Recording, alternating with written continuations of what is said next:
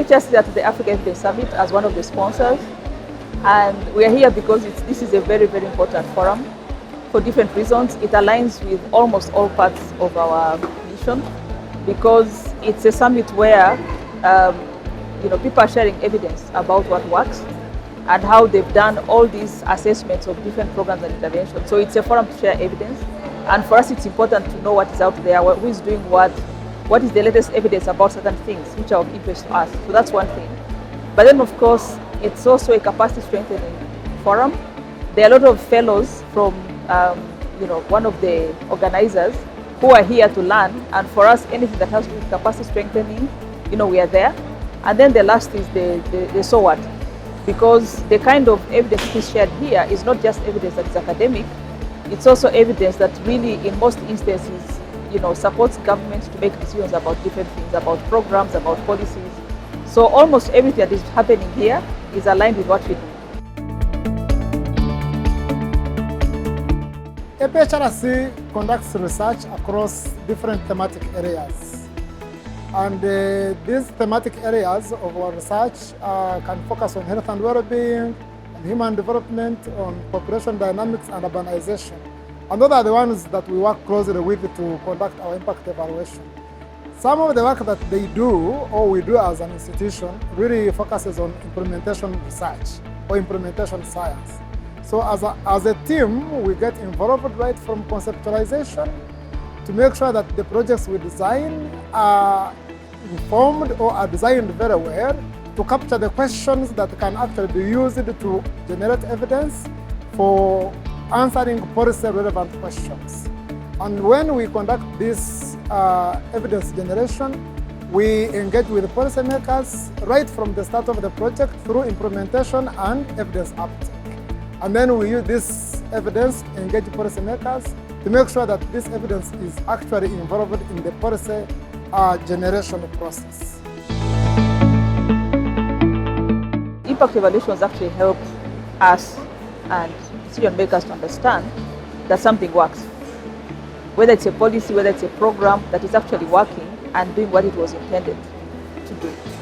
So from that perspective, when you think about the number of programs that governments design, the number of policies that governments put out there, it's important that you have institutions on the ground doing this work for different reasons. One is, of course, the work is very important, and these institutions will do it at a lower cost than non-African institutions. They understand the context better, so even in terms of designing questions, they'll do it better because they understand some of the contextual factors about what would make an intervention work, what would make a policy work, what would make a program work. Yeah, the Center for Effective Global Action, which is based at UC Berkeley, is the foundation that led to the birth of the network of impact evaluation researchers in Africa. And some of the staff at APHRC, including myself, and some of my colleagues are actually graduates of the fellowship that took place at SIGA in the US. Now, one of the ways in how we've been collaborating is we've been working together with SIGA and NIERA to strengthen capacities of policymakers actually within the region to conduct robust studies that actually focus on evidence generation. We conduct impact evaluation mainly to address needs and to provide evidence that can inform policy and programming. So depending on the area of focus, it's important to ensure that you generate evidence so that you can tailor the resources towards the specific needs of community or a policy needs. So evidence generation is quite important to be able to do that.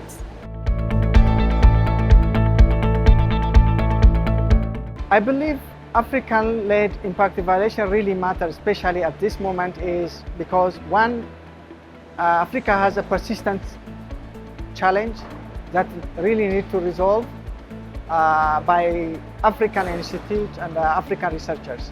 The second reason is to promote accountability and ownership. African institutions should really lead because they need to understand, or they understand their own context. So to promote ownership and accountability, it's really important to be led by African institutions. The third one is, we need to improve the efficiency. Policymakers requires good evidence to improve their own decision.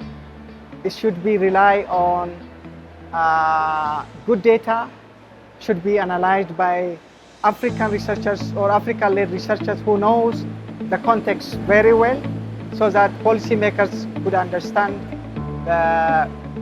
where to invest their resource. We are involved in training policymakers and technocrats from the ministries in the different countries in the region and the continent. We are also part of the community of practice that actually promotes evidence use and evidence uptake. So this is an ongoing process, and every year, of course, as is happening now, we attend these conferences to showcase what has been happening over the previous year. As an institution which promotes evidence use in decision making, this is maybe like one of the most important forums to be present at, because what is being done here at African Evidence Summit is almost 100% aligned with the Center's mission. So it makes sense that we're here.